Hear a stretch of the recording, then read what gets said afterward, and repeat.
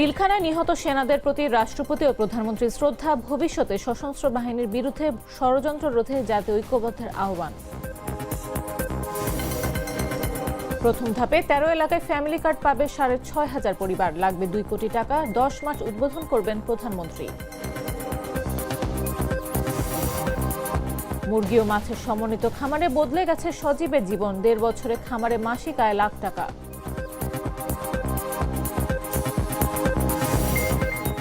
মার্কিন সুপ্রিম কোর্টের শুল্ক রায়কে দুর্ভাগ্যজনক বললেন ট্রাম্প। কংগ্রেস ছাড়াই বিকল্প আইনি পথ দিয়ে শুল্ক বজায় রাখার ইঙ্গিত। এবং নরওয়েতে রাতে চমক, সোরলথের হ্যাটট্রিক, শেষ 16-এ অ্যাটলেটিকো মাদ্রিদ।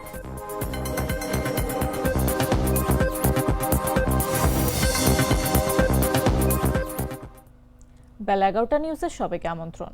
সাথে আছে আমি নাফিস Abdullah. Treat chocolate. Treat moment. Sweet moment. Pilkhana ট্র্যাজেডির শহীদদের প্রতি শ্রদ্ধা জানিয়েছেন রাষ্ট্রপতি মোহাম্মদ শাহাবুদ্দিন ও প্রধানমন্ত্রী তারেক রহমান। বুধবার সকাল 10টার দিকে বনানীর সামরিক কবরস্থানে ফুল দিয়ে শহীদদের প্রতি শ্রদ্ধা জানান তারা।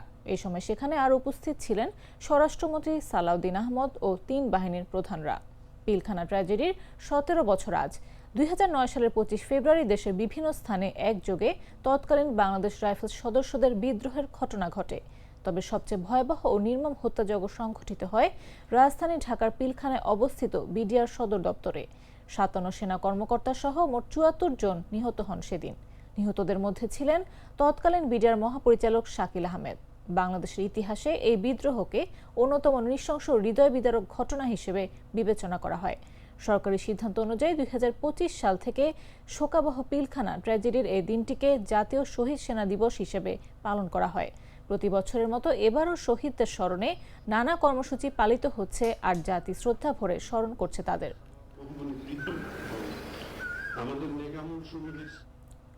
সরকার বৈষম্যহীন ও মানবিক কল্যাণ রাষ্ট্র গড়ে তোলার লক্ষ্যে ফ্যামিলি কার্ড কর্মসূচি চালু করতে যাচ্ছে। সমাজ কল্যাণ মন্ত্রণালয় ও সমাজসেবা অধিদপ্তরের খসড়া গাইডলাইন অনুযায়ী প্রথম ধাপে দেশের 13টি নির্বাচিত এলাকায় 6,500 দরিদ্র পরিবারকে এই কার্ড দেওয়া হবে। প্রতিটি পরিবারকে মাসে 2,500 টাকা নগদ সহায়তা সরাসরি নারীর মোবাইল ওয়ালেট বা ব্যাংক অ্যাকাউন্টে পাঠানো হবে। উপকারভোগী বাছাই হবে প্রক্সি মিনস টেস্ট স্কোরিং পদ্ধতিতে। 0 থেকে 796 স্কোরের মধ্যে অতি দরিদ্র ও দরিদ্র পরিবার অন্তর্ভুক্ত হবেন। সরকারি চাকরিজীবী, বড় ব্যবসায়ী ও বিলাসবহুল সম্পদধারী পরিবার এই সুবিধার জন্য অযোগ্য। ভূমিহীন, গৃহহীন, প্রতিবন্ধী ও অনগ্রসর জনগোষ্ঠী অগ্রাধিকার পাবেন। পাইলট প্রকল্পের জন্য ঢাকার বনানী, চট্টগ্রামের পটিয়া, খুলনার খালিশপুর সহ 13টি ভিন্ন এলাকা বেছে নেওয়া হয়েছে। কার্যক্রম বাস্তবায়নে জাতীয় থেকে তৃণমূল পর্যায়ে বহুমাত্রিক কমিটি গঠন করা হয়েছে। 26 ফেব্রুয়ারি থেকে 2 মার্চ বাড়ি বাড়ি তথ্য সংগ্রহ শুরু হবে। এরপর 5 থেকে 7 মার্চ সমাজকর্মীরা সুবিধাভোগীর বাড়িতে যাচাই করবেন। 10 মার্চ প্রধানমন্ত্রী তারেক রহমান আনুষ্ঠানিকভাবে উদ্বোধন করবেন। বাজেটের 77% সরাসরি দরিদ্রদের হাতে পাবে। ভবিষ্যতে কার্ডের মাধ্যমে শিক্ষা, কৃষি ভর্তুকি ও অন্যান্য ভাতাও যুক্ত করার পরিকল্পনা রয়েছে।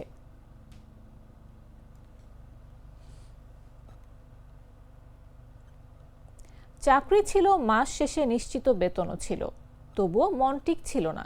পরের অধীনে কাজ নয়, নিজের কিছু করার অদম্য ইচ্ছাই বদলে দিয়েছে নারায়ণগঞ্জের রূপগঞ্জের এক তরুণের জীবন। মাত্র 1.5 বছরে মুরগি ও মাছের সমন্বিত খামার গড়ে তুলে এখন মাসে আয় করছেন প্রায় লাখ টাকা। সংসারের হাল ধরার পাশাপাশি এলাকার বেকার তরুণদের জন্য হয়ে উঠেছেন অনুপ্রেরণা। বিস্তারিত জাগরিস রিপোর্টে। চাকরির নিরাপত্তা, মাসে 30,000-এর বেশি বেতন, সবকিছু ছেড়ে একদিন নিজের স্বপ্নের পেছনে ছুটছিলেন নারায়ণগঞ্জের রূপগঞ্জের কর্ণগোপ এলাকার তরুণ সজীব। ঊর্ধ্বতনের সঙ্গে মনোমালিন্য যেন তাকে সাহস জুগিয়েছিল নতুন পথ বেছে নিতে। নিজেদের পুকুরে মাছ চাষ দিয়ে শুরু, তারপর প্রাকৃতিক খাদ্যের ভাবনা থেকে মুরগির খামার। 1.5 বছরের অদম্য পরিশ্রমে তিনি গড়ে তুলেছেন সম্ভাবনার এক ছোট্ট দৃষ্টান্ত। সমন্বিত চাষে এখন তার মাসিক আয় প্রায় লাখ টাকা। ডিউটি করতাম, ওদের স্যালারি পাইতাম, তাতে আমি আশানুরূপ ছিলাম না, মানে আমি সন্তুষ্ট ছিলাম না। সারাদিন পরিশ্রম করার পরও সিনিয়র বসদের মনে করেন যে বিভিন্ন ধরনের কথাবার্তা, এগুলো আমার ভালো লাগতো না। তারপর চিন্তা করলাম যে নিজে কিছু করতে হবে, একটা চেষ্টা করে দেখা দরকার। তারপর কি করলাম, আমার চিন্তা করলাম যে আমার জমি আছে, পুকুর আছে। তো তখন পুকুরে আমি মাছ চাষ শুরু করি। তো মাছ চাষ করার পরে কিছুদিন মাছ করার পরে চিন্তা করলাম যে মাছের যে খাবারের দাম অনেক। তো ফিডের দাম অনেক। তো চিন্তা করলাম যে প্রাকৃতিকভাবে কিভাবে খাবারটা ম্যানেজ করা যায়। যাতে কস্টিংটা কমানো যায়। তারপর চিন্তা করলাম যে আমার তো পুকুরের উপরে আমি একটা পোল্ট্রি ফার্ম করি। তো ১ম এই ফার্মটা করি, এই ঘরটাতে ৭০০ মুরগি ধরে। তো ৭০০ মুরগি পালন করার পর ১ম বেচে আমার মোটামুটি ভালো প্রফিট হয়। ৪৮,০০০ টাকার মতো প্রফিট হয়। মুরগি ও মাছের সমন্বিত খামার করে এখন চাকরি থেকে অনেক ভালো আছেন সজীব। ধরেছেন সংসারের হাল। সমাজেও আজ বেশ সম্মানিত। চিন্তা করলাম যে না, পোল্ট্রিতে তো ভালো ব্যবসা হয় দেখা যায়। তো ব্যবসাটা আরেকটু বাড়ানোর চিন্তা করলাম। বাড়ানোর চিন্তা করার পরে আস্তে, আস্তে আমি পাশে আরেকটা ঘর করলাম। ওই ঘরটাতে আমার ১,০০০ মুরগি পালন করা যায়। এইভাবে মুরগিগুলা পালন করার পরে আস্তে, আস্তে চিন্তা করলাম যে আরেকটু কিভাবে কি করা যায়। নিজে, নিজে অনেক চেষ্টা করার পরে দেখলাম যে না, পোল্ট্রিতে মোটামুটি ভালো ব্যবসা হয়। তো এইভাবেই আমি আস্তে, আস্তে ব্যবসা করতে, করতে এখন চাকরি থেকে ভালো অবস্থানে আছি। মোটামুটি আমি লাভবান আছি। মোটামুটি আমি সজীবের এই অনেকটাই সাফল্য সন্তুষ্ট থাকি। এলাকার তরুণদের জন্য হয়ে উঠেছে অনুপ্রেরণার উৎস। তার কাছ থেকে পরামর্শ নিয়ে অনেকেই এখন মাছ ও মুরগি চাষে আগ্রহী হচ্ছেন। তাদের দুইটা একটা খামার করলো, মুরগির খামার করলো, করার পরে সাথে খামারের আধার দিয়ে মুরগি পানিতে ঢালো, নিচে মাছও করলো, পুষ্কুনির এই খামার দেওয়া মুরগির খামারের আধারও চললো। এইভাবেই করে আছে, আল্লাহ দিলে এখন অনেক সুস্থ আছে, খুব ভালো। আর দেখে আরো অনেকে খামার করার পদ্ধতি নিতেছে। এই ধরনের ফার্ম বেকার যুবকদের কর্মসংস্থান তৈরিতে ব্যাপক সাড়া জাগাবে উল্লেখ করে উপজেলার প্রাণী সম্পদ কর্মকর্তা বলেন, প্রয়োজনীয় প্রশিক্ষণ ও দপ্তরের সব সুযোগ সুবিধার আওতায় আনা হবে সজীবের খামারকে। জনশ্রুতিতে শুনেছি কর্ণগোপ এলাকার জনাব সজীব, উনি খামারি হিসাবে বেশ প্রমিনেন্ট। উনি একসময় গার্মেন্টসে চাকরি করতেন, এখন খামারে এসেছেন। খামার পর্যায়ে উনি উত্তরোত্তর সফলতা লাভ করতেছেন। পুকুরের মধ্যে ওনার শেড আছে, মুরগির ২টি শেড আছে। একটি শেড থেকে আস্তে আস্তে বেড়ে ওনার ২টি শেড হয়েছে। মুরগি পালন করে উনি লাভবান হচ্ছেন এবং নিয়মিত যদি প্রশিক্ষণ পায়, উপজেলা প্রাণী সম্পদ দপ্তরের সাথে যদি যোগাযোগ থাকে, নিয়মিত ভ্যাকসিন, সরকারি যে সাপোর্ট গুলো আমরা দিয়ে থাকি খামারিদের, এই সাপোর্ট পেলে আমি আশা করি উনি ভবিষ্যতে আরো ভালো করবেন। সজীবের প্রবল ইচ্ছাশক্তি ও কঠোর পরিশ্রম সফলতা বয়ে এনেছে। বেকারদের চাকরির পেছনে না ছুটে সজীবের মতো কর্মসংস্থান নিজে তৈরিতে এগিয়ে আসা উচিত বলেও মনে করেন এই কর্মকর্তা। মামদুহা রাইসা, জাগো news. Mr. Noodles, amazing taste. জানাবো আন্তর্জাতিক সংবাদ।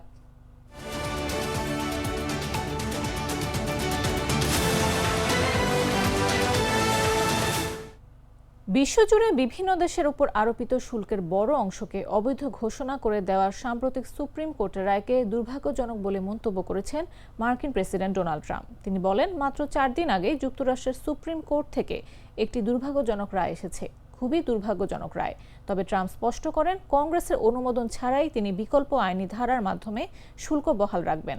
তার ভাষায়, শুল্ক কার্যকর রাখতে তিনি সম্পূর্ণ অনুমোদিত ও পরীক্ষিত বিকল্প আইনি বিধান ব্যবহার করবেন। ট্রাম্প দীর্ঘদিন ধরে দাবি করে আসছেন, তার শুল্ক নীতি যুক্তরাষ্ট্রের দীর্ঘদিনের অসামঞ্জস্যপূর্ণ বাণিজ্য সম্পর্ক ঠিক করার উদ্যোগ। তবে বিভিন্ন জনমত জরিপে দেখা গেছে, অধিকাংশ মানুষ মনে করেন অতিরিক্ত আমদানি শুল্কের প্রভাব শেষ পর্যন্ত ভোক্তা পর্যায়ে গিয়ে পণ্যের দাম বাড়িয়েছে। এদিকে ডোনাল্ড ট্রাম্পের দ্বিতীয় মেয়াদে দেশের গতিপথ নিয়ে উদ্বেগ বাড়ছে বলে নতুন এক জনমত জরিপে উঠে এসেছে।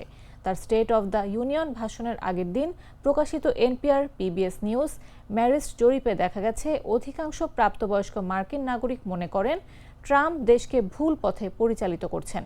গত 27 থেকে 30 জানুয়ারি পরিচালিত এই জরিপে 55% উত্তরদাতা বলেন ট্রাম্প দেশের পরিবর্তন খারাপের দিকে নিয়ে যাচ্ছেন। তার প্রথম মেয়াদের একই সময়ের তুলনায় এই হার 13% পয়েন্ট বেশি। এপ্রিলের তুলনায়ও এই নেতিবাচক মতামত 4 পয়েন্টে দাঁড়িয়েছে।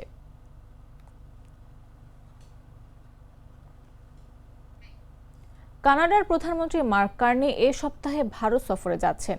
এশিয়া প্রশান্ত মহাসাগরীয় সফরের প্রথম ধাপে তিনি ভারতের সঙ্গে বাণিজ্য সম্প্রসারণ এবং টানাপোড়েন পূর্ণ কূটনৈতিক সম্পর্ক স্বাভাবিক করার চেষ্টা করবেন। 2023 সালে কানাডায় এক শিখ নেতার হত্যাকাণ্ডে ভারতের সংশ্লিষ্টতার অভিযোগ ওঠার পর দুই দেশের সম্পর্ক অবনতির মুখে পড়েছিল। কার্নি মুম্বাই সফর শেষে নয়াদিল্লিতে প্রধানমন্ত্রী নরেন্দ্র মোদীর সঙ্গে বৈঠক করবেন। আলোচনায় বাণিজ্য, জ্বালানি, প্রযুক্তি, কৃত্রিম বুদ্ধিমত্তা, দক্ষ জনশক্তি, সংস্কৃতি ও প্রতিরক্ষা খাতের নতুন অংশীদারত্বের বিষয়ে গুরুত্ব পাবে। ভারতের সঙ্গে কানাডার বার্ষিক দ্বিপাক্ষিক বাণিজ্য $21 বিলিয়ন বেশি। 2023 সালে পুনঃ শুরু হওয়া মুক্ত বাণিজ্য চুক্তির আলোচনায় লক্ষ্য 2030 সালের মধ্যে দ্বিপাক্ষিক বাণিজ্য $50 বিলিয়ন উন্নীত করা। ভারতে 600 এর বেশি কানাডীয় কোম্পানি কার্যক্রম চালাচ্ছে। কানাডা ভারতে ইউরেনিয়াম, খনিজ সম্পদ ও বেসামরিক পারমাণবিক সহযোগিতা আগ্রহী। দুই দেশই যুক্তরাষ্ট্রের শুল্ক নীতির কারণে বৈশ্বিক অংশীদারত্ব বৈচিত্র্যকরণের প্রয়োজন অনুভব করছে। কানাডায় 28 লাখ ভারতীয় বা বংশোদ্ভূত মানুষ বসবাস করছে এবং 4 লাখ ভারতীয় শিক্ষার্থী পড়াশোনা করছেন। খালিস্তান ইস্যুতে অটোয়া অভিযোগ তুললেও ভারত তা প্রত্যাখ্যান করেছে।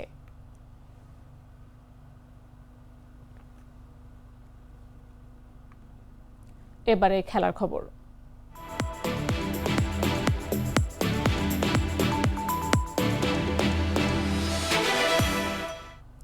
উয়েফা চ্যাম্পিয়ন্স লিগে নরওয়ের ক্লাব ও ফুটবলারদের রাত মনে রাখার মতো হয়ে উঠেছে।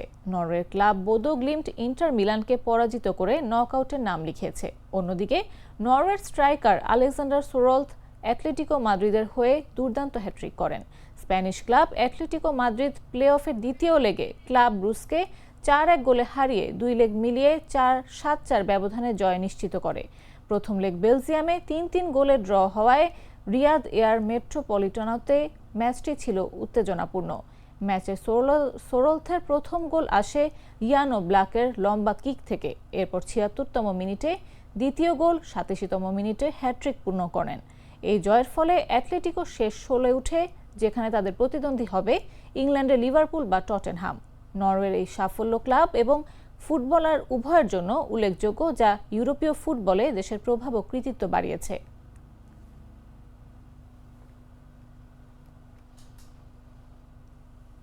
সংবাদ শেষ করার আগে শিরোনামগুলো জানিয়ে দিচ্ছি আরও একবার।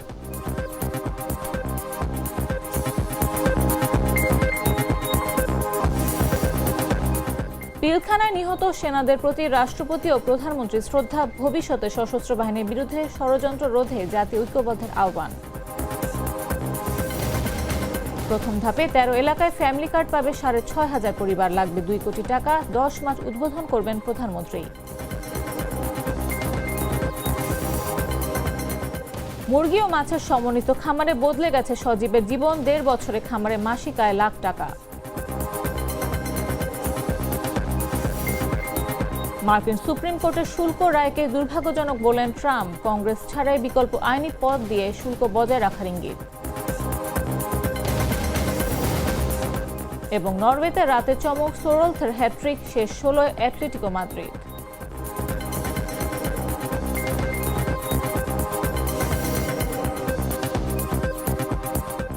দর্শক, এই ছিল এখনকার মতো।